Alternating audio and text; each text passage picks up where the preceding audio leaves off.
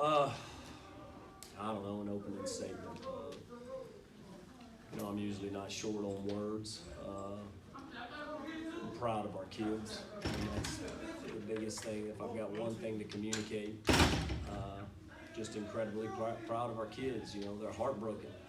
And I think when you invest so much into each other and you invest so much into to a season, and been a lot of emotion that's poured out of us over the last few weeks, and trying to get people to where that comes from. That doesn't come from winning a ball game one week because you hadn't worked hard for a week and you hadn't worked hard. These three sitting next to me, they hadn't worked hard for a year. They worked hard for an entire career. I remember them when they were young, and this senior class, and to be honest with you, we felt like we should have been here last year. Came up a little bit short. Came up a little bit short tonight, but the fight, the character, the integrity, talking to them in the locker room. If there's one thing that comes out of this, when we walk out of this room, we got to stay glued up. We got to stay together. I don't know. Really proud of the kids. Told them at halftime, you get to these points late in the year, it's not about talent. Everybody's talented. It's not about ability and what you can win by just being gifted. Those games are over. Everybody's talented at this point. It comes down when they're out of talent and you're out of talent, and you can't rely on that. Your character shows through. Your resilience shows through. Your toughness shows through. And that's something that we try to preach at the kids as a staff all off season long. We want to get people to the point where we run them out of their talent and they got to rely on something else. They got to rely on some character and some toughness and some hard work. And, I think those things are why we're here. And this represents these guys standing next to me. Disappointed. I know a lot of people will second guess the calls, going for two twice there at the end. Something I'll probably think about for quite a while. Part of life, got to make a decision. Thought it was a great opportunity, liked the matchup, and would call a different play. Not so sure I'd call a different play, to be honest with you. I'd take that matchup. I believe in that kid. I believe in these kids, and thought it was one of our best opportunities to win. Coach, it was 21-7 at half. You guys battled back. What scheme-wise what adjustments did you make at halftime to help the offense get rolling there in the second half? Well, we didn't feel like we had got any rhythm. I don't know that we changed anything from our original plan. There was no big adjustments at halftime. We were able to, once we come out, we go 3 and out, and the defense gets to stop, and we're able to get going. But once we got in rhythm, the offensive staff had some really good things scripted, some things that we thought we could take advantage of. Started making a few plays. Felt like we stopped ourselves a few times with getting behind the chains. That's hard to do in these games where you're not just going to get chunk play after chunk play after chunk play. The 5-yard hitch routes and just staying ahead of the change. Backs understanding sometimes you got to go get 1, you got to go get 2. We can't be 2nd and 12 or something like that. And just felt like we got on schedule a little bit, got a little bit of confidence and got in a little bit of rhythm. But I don't know that it was like you don't draw new schemes, you tweak things here and there, and you get in rhythm. Judd, Jermaine, and CJ, you guys obviously showed a lot of fight tonight, this entire team. What can you guys say about the resilience within this team? Just really proud of our guys. I love playing with them. Wouldn't take anybody else. Didn't go our way, but you live and you learn. It'll be a tough one, but like Coach said, we'll stick together. We're all boys. It's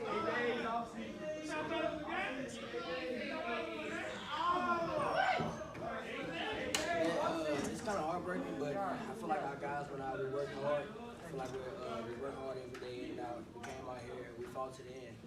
We was down at halftime, and we still came out as a whole, and we fought. We came up short, but played hard. Do y'all need this from them? Yes. The mic, yeah. I'm just glad I got to play all 4 years at Alexandria High. I learned a lot from Coach Bachman. I'm glad I got to play with Jermaine, Judd. CJ, while you have the mic, clearly not the outcome, but how do you feel about getting outstanding player of the game? It's really a good achievement, but I really want to win. But I'll take it. Coach, can you say something about CJ's performance? He was all over the field. Yeah, no, and been doing it all year. Somebody's going to get CJ.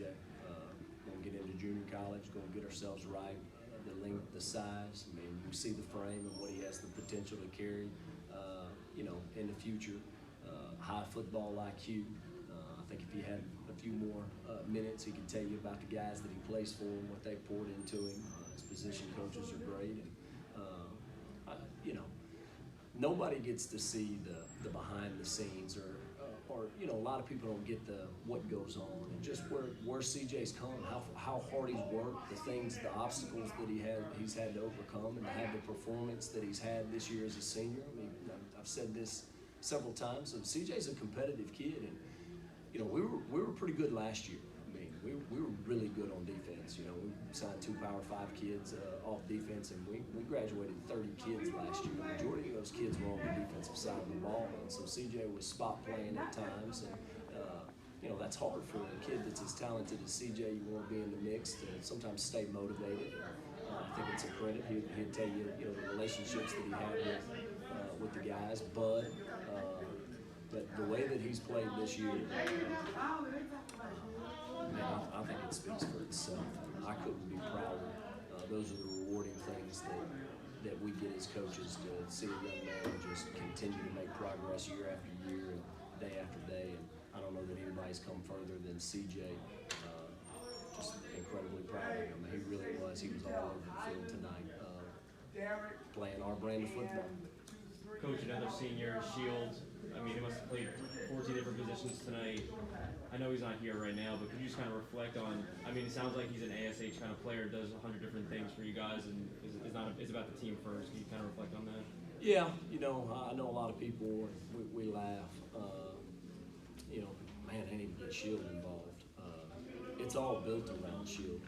The things that we're allowed to do, not always catching the football, but his versatility and his intelligence, the small, subtle things within the scheme that we're allowed to do, and lean on a guy that's as intelligent as Shield. Hey, everybody else, you continue to do what you're doing. Shield's going to make it right, or he's going to be the guy that we're going to make the subtle changes with. Keep referencing this. If you had an opportunity to go listen to his signing day speech, and Shield told you, I mean, it was just, it's why he's going to Stanford. It's why he is the young man that he is. A few years ago, Shield had knee surgery. Coming into his junior year, we really debated on what side of the ball we'll play Shield. We try and put a lot of our players on the defensive side of the ball. And talking about it as a staff, I mean, I think that when you make those decisions, there's 2 things that we try to take into account. Number one, what's best for the kid's future? Where does he project to go play the highest ball? With a kid like that has that opportunity, and where does he want to play? So those were the conversations. Of course, I remember having that conversation with Shield. She was like, "Whatever y'all tell me to play." No, Shield, what do you really want to play? Of course, he wants to play tight end, but there's no next week. Shield Doe's played a whole bunch of snaps tonight, 55. Another one of our seniors. I don't know how many snaps he played tonight, but he played an awful lot. Coach and Judd, y'all, after a game like this, and then the games that y'all had in the latter half of the season, how important is it for y'all and the guys coming up to know that y'all can hang with anybody? I mean, we just come with a mindset all season, even before season. We play a physical brand, and let's go see the other teams want to play with it. And we all, like I said, we glue together. It's like a brotherhood, and if we stick together, as you can see, it wasn't our outcome, but the fight and grit that everybody has, and how much faith we have in each other. For the guys coming up, I just keep your heads up, keep going, and do what Coach says. Coach, your first appearance in a state championship as a head coach, how special was it to be able to share that with your dad and your brothers? Yeah, Dad was with me last week in the semifinals, obviously. Very special moments. Coaching family. the ups, the downs, all the things that come with coaching. You know, and to get that moment after talking to the team, that's, you know, obviously spend time with my wife, and then, you know, my dad was right there getting to hug him, and just, he's been, I laugh, you know, I'm not, my dad gets emotional a little bit more than me. I've been, you know, a little bit with the kids. I was laughing today on the bus, like, guys, this is not me, I don't get emotional, but I get emotional talking about my dad, because all my life I've watched it. You know, just the struggles that coaches. There's a lot of highs and there's a lot of lows, and you know, the example that he's been to me and my brothers and my sister of how you walk through the tough times.